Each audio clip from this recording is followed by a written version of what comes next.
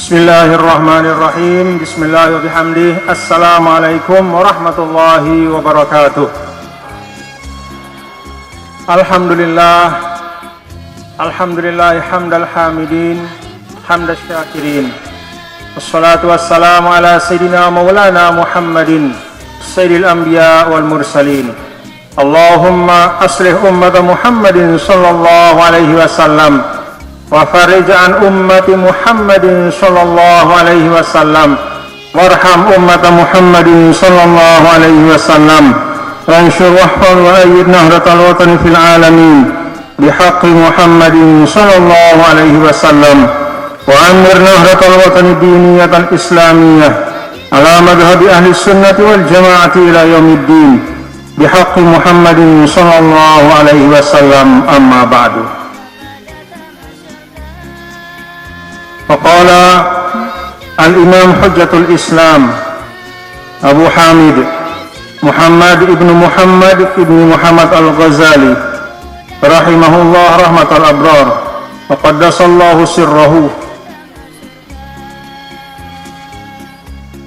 fi kitabihi bidayatil hidayah fil muqaddimah fa'alam ayyuhal haris الاقتباس العلم المزهر من نفسه صدق الرغبة وفرط التعطش إليك أنك إن كنت تقصد بطلب العلم المنافسة والمباهاة والتقدم على الأقران واستمالة وجوه الناس إليك وجمع حطاب الدنيا فأنت ساع في هدم دينك وإهلاك نفسك وبيع آخرتك بدنياك فصفقتك خاسرة وتجارتك بائرة ومعلمك معين لك على عصيانك وشريك لك في خسرانك وهو كبائع سيف من قاطع طريق ومن أعان على معصية ولو بشطر كلمة كان شريكا فيها وإن كانت نيتك وقصدك بينك وبين الله تعالى من تعلم العلم الهداية دون مجرد الرواية فأبشر فإن الملائكة تبسط لك أجنحتها إذا مشيت وحيتان البحر تستغفر لك إذا سعيت ولكن ينبغي لك أن تعلم قبل كل شيء أن الهداية التي هي ثمرة العلم لها بداية ونهاية وظاهر وباطن ولا وصول إلى نهايتها إلا بعد إحكام بدايتها ولا عثور على باطنها إلا بعد الوقوف على ظاهرها. Allah subhanahu wa ta'ala alam. Yang saya hormati dan muliakan para masyayikhul ma'had Darul Quran wal Hadits al-Majidiyah Syafi'iyah, Fadilah Syekh Muhammad Yusuf Ma'mun Amidul Ma'had wa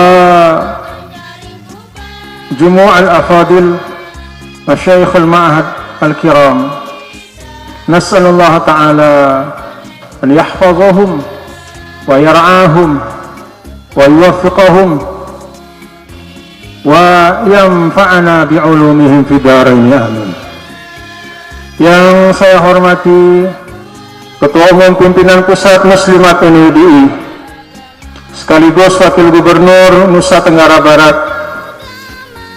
Ibu Dr. Hajah Siti Rohmi Jalilah beserta Al-Usratuz Zainiyah, yang di atas semuanya tentu fi muqaddimatihim adalah Ummuna Al-Ustadzah Hajah Siti Rohun Zainuddin Abdul Majid, mata'ala Allah bituli hayatiha wa nafa'na bi'ulumiha fid dharain, amin. Yang saya hormati Ketua Yayasan Pendidikan Hamzan Wadi, Al-Ustaz Haji Muhammad Jamaluddin, dan seluruh keluarga besar Yayasan Pendidikan Hamzan Wadi. Kita doakan mudah-mudahan beliau-beliau juga semuanya bisa meneruskan dan menegakkan amanah dalam memajukan peninggalan dari Maulana Syekh Ninida Tuan Guru Kiai Haji Muhammad Zainuddin Abdul Majid, yaitu madrasah-madrasah yang ada dalam lingkup Pondok Pesantren Darun Nahdlatain Nahdlatul Watan Diniyah Islamiyah Pancor. Yang saya banggakan, yang saya berikan tahniah, tabrikah, wa hanni'ukum wa ubariku lakum ahsana tahniatin wa afdala tabrikatin jumu'al mutakharrijin wal mutakharrijat min ma'had Darul Quran wal Hadith al-Majidiyah Syafi'iyah. Nasallallahu ta'ala an yubarika lakum fi ulumikum wa an yuyassir lakum umurakum wa an yanfa'a bikumul ummah wa an yanfa'a bikum Nahdlatul Watan Diniyah Islamiyah wa an yanfa'akum baladana Indonesia al-habibah. Anak-anakku, para mutakharrijin-mutakharrijat yang kami semua sebagai masyayikh kalian mengucapkan selamat dan mentahniah kalian, memberikan tahniah serta mendoakan kalian semua, mudah-mudahan kalian semua diberikan ilmu yang barokah oleh Allah Subhanahu wa ta'ala, dan dengan ilmu itu anak-anakku, para mutakharrijin, mutakharrijat akan bisa memberikan manfaat kepada umat, memberikan manfaat kepada NWDI, dan memberikan manfaat kepada negara yang kita cintai, negara Republik Indonesia. Jumu'at tulab talibat, para tulab talibat ma'had, bil khusus al multahiqin wal multahiqat al judud, yaitu para tulab talibat yang baru. Kita juga mendoakan, kami semua mendoakan anak-anakku semua, mudah-mudahan bisa istiqomah belajar di ma'had, sehingga tidak seperti yang disampaikan oleh Tuan Guru Haji Ayuddin Nuruddin tadi, yang tulab hanya 45% yang selesai, 55%-nya zahabu ma'ariyah, ya, hilang dengan angin, LR, min haitsu, belajar di ma'had. Tapi insya Allah dari sisi perjuangan tetap insya Allah menjadi pejuang-pejuang. Talibatnya tadi 65% yang bertahan. Saya mendoakan dan kami semua berharap anak-anakku yang baru masuk ke ma'had, mudah-mudahan kalian semuanya bisa istiqamah sampai akhir belajar di ma'had. Jadi mulai dari awalnya bercahaya, asyraqat bidayatuhu, maka mudah-mudahan asyraqat nihayatuhu, akhirnya pun akan bercahaya. Awalnya masuk dengan niat yang baik, mudah-mudahan keluar membawa buah yang manis, yang baik, yaitu ilmu-ilmu yang bermanfaat. Bapak-bapak dan ibu saudara sekalian, di awal tadi saya membaca bagian awal dari kitab Bidayatul Hidayah, sebuah buku kecil dari Hujjatul Islam Abu Hamid Al-Ghazali yang mencerminkan sesuai namanya. Ini adalah Bidayatul Hidayah, suatu awal dari Al-Hidayah, suatu awal dari kebaikan, suatu awal dari keberkahan, suatu awal dari keberhasilan, suatu awal dari perkhidmatan. Mari simak apa yang beliau sampaikan, yang saya bacakan tadi, anak-anakku, sebagai pengingat untuk saya dan untuk anak-anakku semua.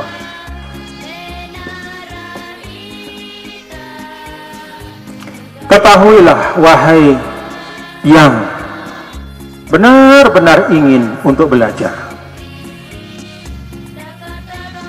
yang menampakkan al-muzhir min nafsihi sidqar raqabah, yang menampakkan dari dirinya itu ketulusan, keinginan yang tulus, tidak pura-pura, tidak ikut-ikutan, tetapi min nafsihi sidqar raqabah wa fartat ta'attush ilaih, dan pada dirinya itu ada kehausan, keinginan yang tidak bisa ditunda lagi. Dia harus segera belajar, dia harus segera menuntut ilmu.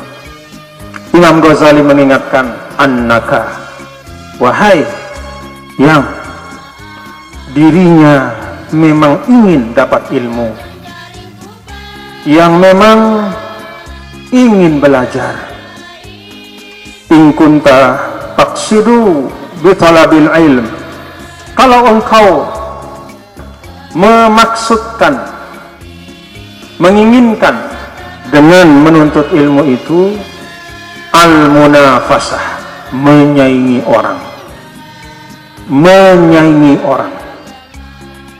Kalau persaingan itu memang sunnatullah dalam kehidupan, tapi sengaja menyaingi orang, nah ini diingatkan. Beda antara persaingan dengan sengaja menyaingi orang.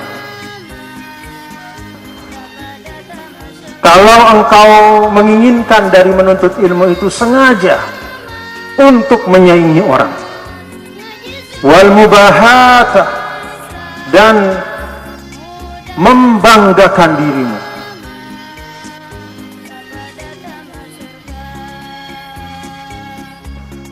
membanggakan ilmumu, wa taqadduma 'alal aqran, dan maksudmu adalah supaya kamulah yang paling hebat dan orang-orang lain kalah darimu. Wastimalata wujuhin nas ilaik, dan kamu maksudkan agar orang menengokmu dengan penuh kekaguman, melihatmu, memujimu, orang berpaling melihatmu, menjadi pusat perhatian dari orang banyak. Kalau itu niatmu ketika belajar, kata Imam Ghazali, wa jam'u hutamin nas, dan maksudmu adalah untuk mengumpulkan benda-benda dunia, baik itu yang terlihat maupun tidak terlihat. Yang terlihat itu seperti uang, seperti jabatan. Yang tidak terlihat itu seperti pujian, seperti sebutan-sebutan yang baik. Kalau itu tujuanmu ketika menuntut ilmu, kata Imam Ghazali, fa anta sa'in fi hadmi dinik, maka sesungguhnya engkau tengah berjalan menghancurkan agamamu, wa ihlaki nafsik, dan membinasakan dirimu, wa bai'i akhiratika bidunya, dan menjual akhiratmu untuk kepentingan dunia. Fasaffatuka khasirah wa tijaratuka bairah, maka transaksimu itu rugi, transaksimu itu rugi karena menjual yang mahal untuk mendapatkan yang murah. Wa tijaratuka bairah, dan perdaganganmu juga sia-sia, tidak ada manfaatnya, bangkrut. Wa muallimuka mu'inun laka ala isyanik, dan yang mengajarmu pun akhirnya akan menjadi orang yang membantumu berbuat maksiat. Wa syarikun laka fi khusranik, dia juga ikut rugi sebagaimana engkau rugi. Wa huwa kaba'i sayfin min qati'i tariq, seperti orang yang menjual pedang kepada pembegal, memberikan ilmu kepada orang yang jahat seperti menjual pedang kepada pembegal. Wa man a'ana 'ala maksiatin walau bi syatri kalimatin, dan siapa yang membantu melakukan satu kemaksiatan walaupun hanya dengan setengah kalimat, kana syarikan fiha, maka dia berada bersama-sama dalam kemaksiatan itu. Wallahu subhanahu wa ta'ala a'lam. Bapak-bapak dan ibu, hadirin dan hadirat sekalian,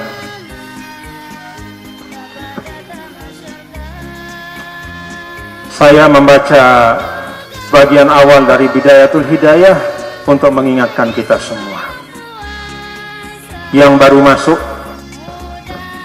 tulab dan talibat, luruskan niat. Paham anak-anakku? Luruskan niat. Jangan meniatkan belajar itu untuk menyaingi orang, karena sengaja menyaingi itu pasti akan membangun bibit permusuhan. Jangan belajar diniatkan untuk al-mubahat, untuk menyombongkan diri sebagai yang paling berilmu, karena kesombongan itu tidak pantas berada pada hati seorang pencinta ilmu. Jangan meniatkan belajar itu untuk istimalata wujuhin nas ilaik, supaya orang memandangmu dengan penuh kekaguman. Kalau ada orang yang melihatmu dengan mata yang baik, ainur ridho, maka syukuri dan berdoalah kepada Allah, mudah-mudahan kita sama sesuai dengan husnuzon orang yang memandang kita itu. Tapi jangan menjadikan itu sebagai niat menuntut ilmu. Mengumpulkan barang-barang dunia yang kelihatan maupun yang tidak terlihat, jangan jadikan sebagai tujuan menuntut ilmu. Kalau dengan menuntut ilmu itu rezeki datang, syukuri. Rezeki sebagaimana halnya hal-hal baik dalam kehidupan di dunia ini memang akan datang kepada orang yang baik. Rezeki yang baik.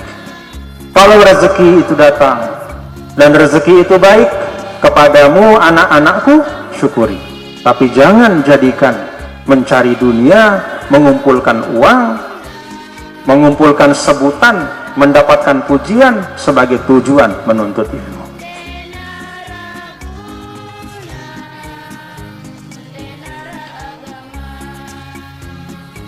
Mengapa Imam Ghazali mengawali kitab beliau ini dengan nasihat seperti ini? Karena memang sebagaimana ungkapan lain, man asyraqat bidayatuhu asyraqat nihayatuh, bahwa awal yang baik, awal yang benar itu akan menjadi sabab insya Allah kita akan sampai pada akhir yang baik dan benar. Waqtul buyuta min abwabiha, kalau masuk ke rumah, masuklah melalui pintunya, bukan dengan lompat jendela.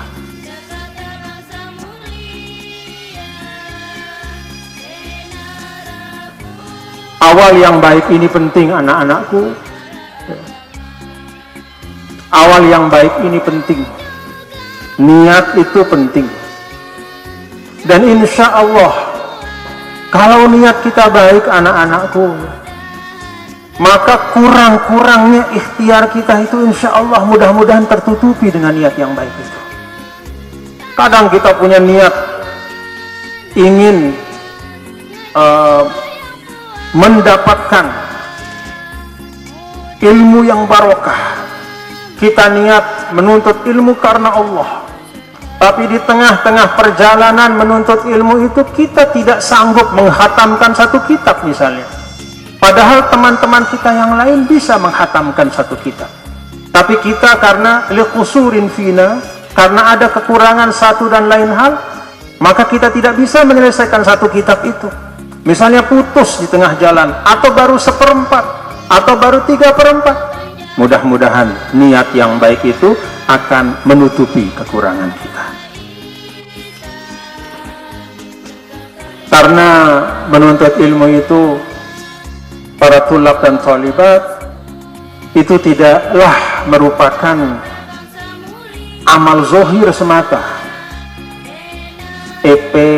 Sida anak-anakku ini melangkahkan kaki dari rumah masing-masing ke ma'had, bukan hanya amal zohir semata, tetapi menuntut ilmu itu adalah amal batin.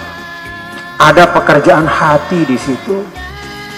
Kalau anak-anakku belajar di ma'had dengan sepenuh hati, maka insya Allah para masyayikh juga akan mendidik kalian dengan sepenuh hati. Kalian akan mendapat sepenuh-penuh rasa sayang dari para masyayikh, sepenuh-penuh doa. Sehingga kita ingat Maulana yang menyampaikan dalam banyak sekali pengajian beliau pada masa hayat beliau di Musolla Al-Abrar ini. Dan saya dengar langsung dengan telinga saya bahwa saya seperti ini, kata Maulana Syekh, ndekna karena aku paling cepat, bukan karena saya paling cerdas. Itu tawaduknya beliau, tapi karena guru-guru saya mendoakan saya. Maulana Syekh Sayyid Hasan Muhammad al-Mashad, ma da'autu illa wa asyraqtu Zainuddin ma'i uhibbu man yuhibbuka.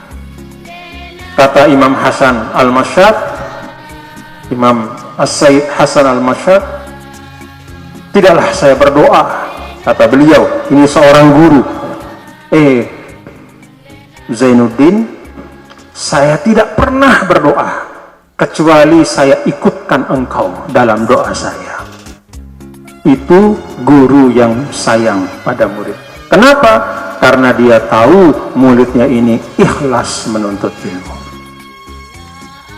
Ana uhibbu man yuhibbuka, saya sayang siapapun yang menyayangimu.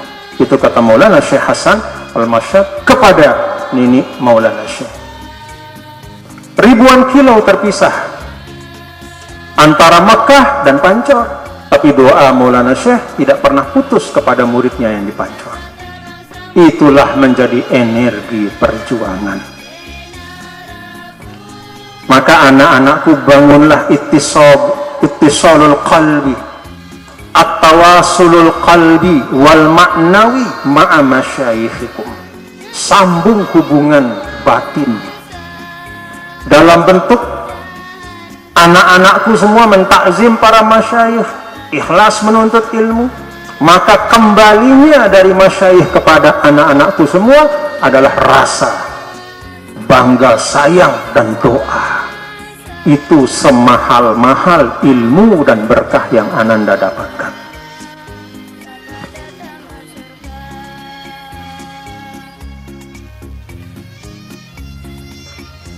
Niat yang baik. Paham anak-anakku?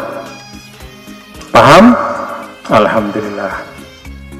Dan kami semua para masyayikh bersyukur, alhamdulillah, ma'had ini tulab talibatnya semakin banyak dari tahun ke tahun. Tambah lokal semakin kurang, kata Tuan Guru Ayyuddin. Alhamdulillah. Ziyadatul adad haruslah tatamasya ma'a ziyadatil intaj. Bertambahnya jumlah harus berbanding lurus dengan juga peningkatan kualitas, peningkatan prestasi, peningkatan karya-karya kalian semua sebagai tulab dan thalibat ma'had. Alhamdulillah, hari ini saya lihat setiap kali zikrol bukunya semakin bagus. Alhamdulillah, itu juga karya. Terima kasih anak-anakku. Ya, qaddiru anfusakum, ya, fa yuqaddirukumun nas. Bagian dari kita menjaga dan merawat, menghargai ilmu kita adalah menjaga, merawat, dan menghargai diri kita. Jadi cara kalian menyiapkan zikrul hauliyah seperti ini, insya Allah ini bagian dari cara kalian mencintai ma'had. Maka ma'had akan lebih mencintai kalian anak-anakku. Cara kalian menyiapkan buku kenangan 58 tahun Ma'had Darul Quran wal Hadis semakin bagus. Saya lihat foto-foto para masyayikh, semakin gagah-gagah masyayikhnya. Saya lihat juga foto-foto anak-anakku, para mutakharijat, Masya Allah, sudah ada nomor handphonenya, ada alamatnya semua. Itu adalah bagian dari cara kalian mencintai ma'had. Dan anak-anakku, buku kelulusan ini jangan hilang, tapi jadikan itu sebagai bekal untuk terus menyambung silaturahim di antara kalian. Dan bagi kami, para masyayikhul ma'had, data-data kalian yang ada dalam buku kelulusan itu juga akan menjadi database atau menjadi basis data untuk kita terus mengirim para mutakharijat ke tempat-tempat yang membutuhkan. Yang sudah taruh nomor handphonenya di situ tidak boleh menolak kalau ditelepon nanti. Berangkat Sulawesi Tengah, berangkat langsung, kan sudah taruh nomor handphonenya. Ya, awas, ditelepon sama Tuan Guru Ayudin, la uzro wa la i'tizaro. Yang ada hanya sam'an wa ta'atan, siap jalan, berangkat, berjuang. Ilal amam sirna tubali lakin fidaya ittihadi. Itu. Jadi kalau Ustadz Wahyu Setiawan dari Bogor itu WA saya sudah bisa telepon. Saya pilih di situ mana yang modelnya kira-kira saya lihat, oh ini harus berangkat keluar, nanti saya telepon. Begitu saya telepon, siapkan baju kalian, minta restu ibu bapak berangkat ke Bogor sana. Ada Sulawesi Barat, ada Kepulauan Riau, ada Kalimantan Timur, dan tempat-tempat yang membutuhkan. Itulah makna dakwah, mengisi ruang perkhidmatan. Anak-anakku yang saya cintai dan kami semua doakan, saya sebagai Syekhul Ma'had mengajak kalian semua banyak bersyukur, karena belajar di Ma'had itu belajar dengan tertib. Apa rahasia kenapa dalam mazhab Syafi'i tertib itu selalu dimasukkan dalam rukun? Karena memang tanpa tertib maka akan sulit terwujud apa yang kita cita-citakan.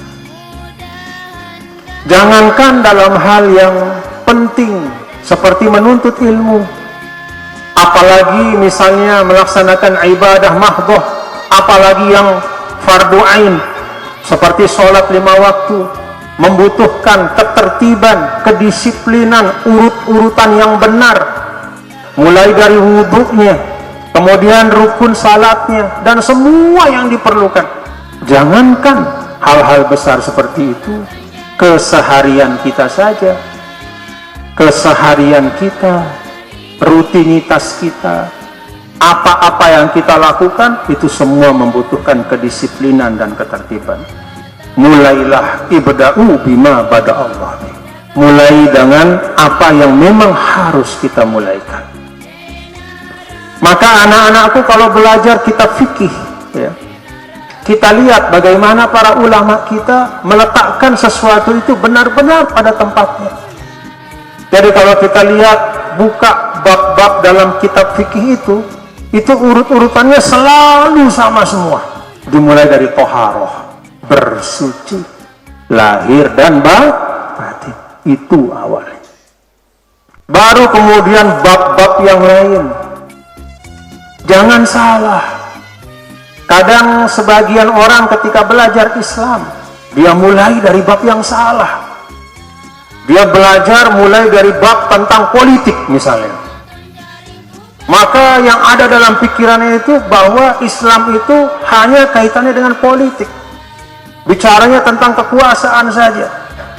Dia belum belajar toharoh, lahir maupun batin. Dia belum belajar tentang hal-hal yang lebih penting dari politik itu, tentang bab salatnya, bab puasanya, bab zakatnya, bab hajinya, dan di atas semua itu bab tentang bagaimana beriktikad yang baik. Di sini dalam Bidayatul Hidayah, Al-Imam Al-Ghazali bahkan sebelum beliau menyampaikan tentang adab-adab yang sederhana, tentang hal-hal yang terkait dengan sholat, beliau awali dengan yang terkait dengan berakidah yang baik. Jadi Islam itu dipelajari dengan tertib. Kalau mulai belajar Islam masuknya dari politik, maka yang ada di pikirannya bisa jadi adalah kebencian. Karena politik itu dekat dengan kekuasaan. Dalam kekuasaan ada persaingan. Kalau persaingan itu dimaknakan sebagai permusuhan, maka yang hadir kebencian.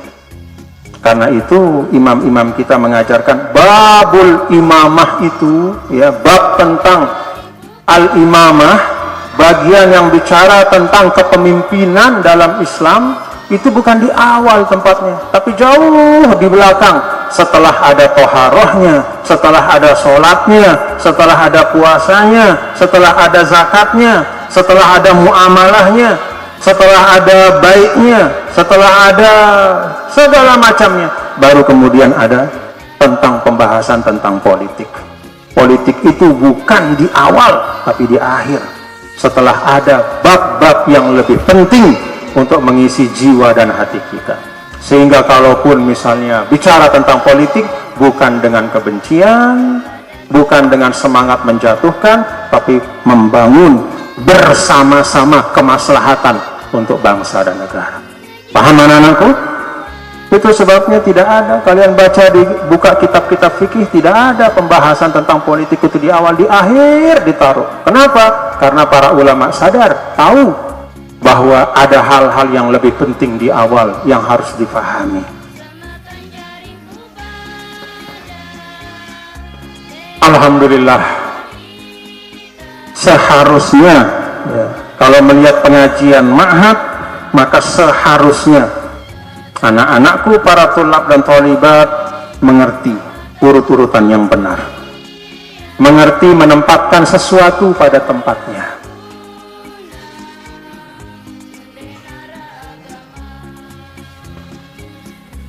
Dan bagi anak-anakku, para tulab dan tholibat,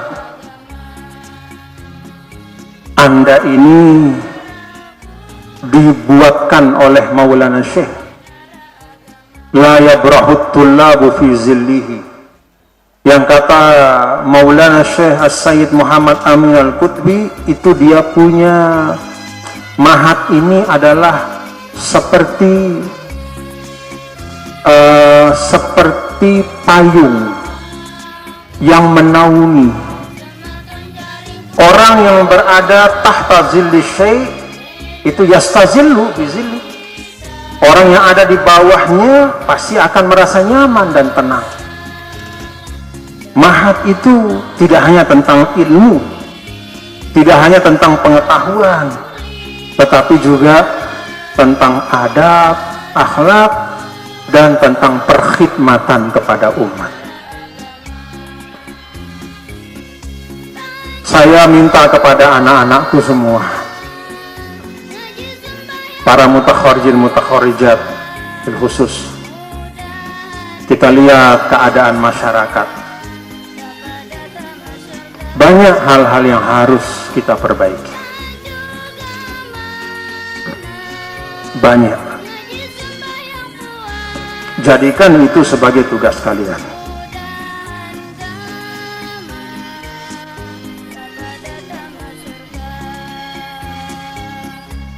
Jadikan itu sebagai tugas kalian.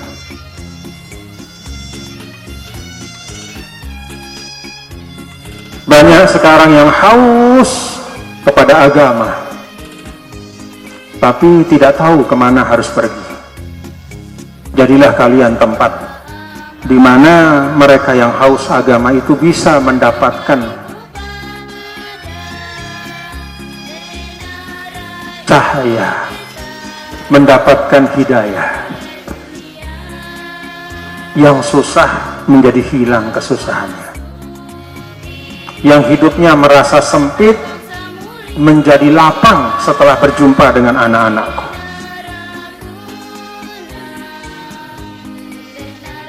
Paham anak-anakku ya? Isi ruang-ruang itu. Kalau kita membaca kajian tentang perubahan dunia, era disrupsi, banyak hal yang runtuh seketika karena ada teknologi yang luar biasa. Kalau mau tanya sesuatu ya, dulu zaman saya harus pergi ke maktabah. Tuan Guru Salim, Tuan Guru Said, Tuan Guru Hudatullah di Mesir dulu sama saya. Pergi kita ke maktabah untuk cari tahu ma huwa qaulus Syafi'i fi hadhil mas'alah. Pergi ke maktabah. Apa pendapat Imam Syafi'i dalam masalah ini?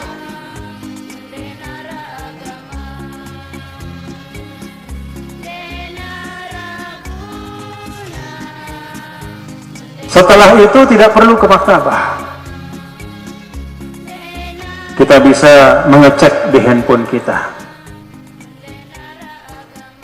Jangankan ke maktabah, keluar kamar pun tidak harus, bisa dari kamar mengecek.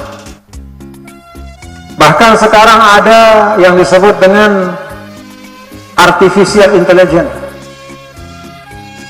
mesin yang dia tidak hanya menjawab 1-2 pertanyaan pendek, tapi bisa merumuskan ya. Misalnya, ma mauqiful Islam minal hurriyah, apa pandangan Islam terhadap kebebasan. Kita ketik itu, keluar uraian panjang, bisa sampai berhalaman-halaman. Siapa yang bikin? Komputer, bukan manusia lagi. Tapi, anak-anakku, ya, komputer itu, artificial intelligence itu dia bisa menjawab apa saja selama dia diberikan basis data yang cukup. Dia diberikan algoritma yang bisa menangani pertanyaan itu, keluar jawaban. Karena dia sudah diberikan kata-kata dan semua rumusan-rumusan antar kata dan segala macam yang terkait, keluar jawaban.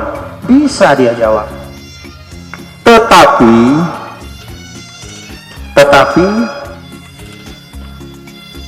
artificial intelligence itu tidak bisa mengganti posisi manusia di dalam langsung berinteraksi, berkomunikasi. Maka para ahli mengatakan, di antara pekerjaan, profesi yang bukannya semakin sedikit tapi justru semakin dibutuhkan, yang tidak akan hilang tapi justru semakin penting, adalah, kalau bahasa Inggrisnya itu preacher, pendakwah. Jadi mubalik, pendakwah itu tidak akan pernah bisa digantikan posisinya oleh mesin.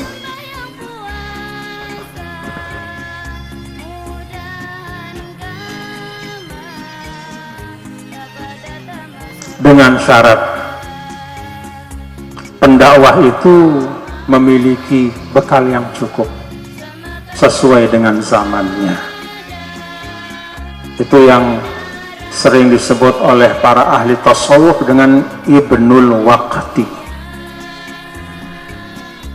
Dalam makna yang sederhana, kalau kata ulama, adalah yang yatamakkan minal awamiri syar'iyyah wal awamiri takwiniyah. Dia bisa memahami tuntunan-tuntunan agama dengan baik, tapi juga memahami perubahan-perubahan dan hukum-hukum sunnatullah yang berlangsung dalam kehidupan dunia. Mengerti tentang zamannya. Saya berharap anak-anakku, para mutakharijat, jangan galau, jangan khawatir. Mau jadi apa, bekerja apa, berkiprah di mana, jangan khawatir. Lengkapi diri kalian dengan apa yang diperlukan. Jadilah Ibnul Waqti, paham tentang turos kalian dengan baik, tapi juga paham tentang perubahan sosial, paham tentang dinamika masyarakat, paham tentang keadaan hari ini, dan mengerti arah masa depan. Insya Allah, Allah akan menempatkan kalian di tempat-tempat yang terbaik. Tidak ada habisnya yang namanya ustadz-ustazah itu. Itu sebabnya coba kalian perhatikan, bahkan banyak artis tiba-tiba jadi ustazah. Tahu kenapa? Karena mungkin menurut hitung-hitungan di kota-kota besar menjadi ustazah lebih menguntungkan. Kota-kota besar, demand atau permintaan kepada ustazah itu lebih prospektif, sehingga menyeberang dia dari posisi entertainer, penghibur, artinya penghibur di layar kaca, menjadi penyanyi kah, menjadi pemain film, tiba-tiba jadi ustazah atau jadi ustaz.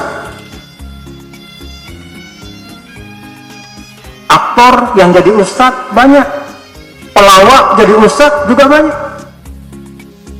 Kenapa? Karena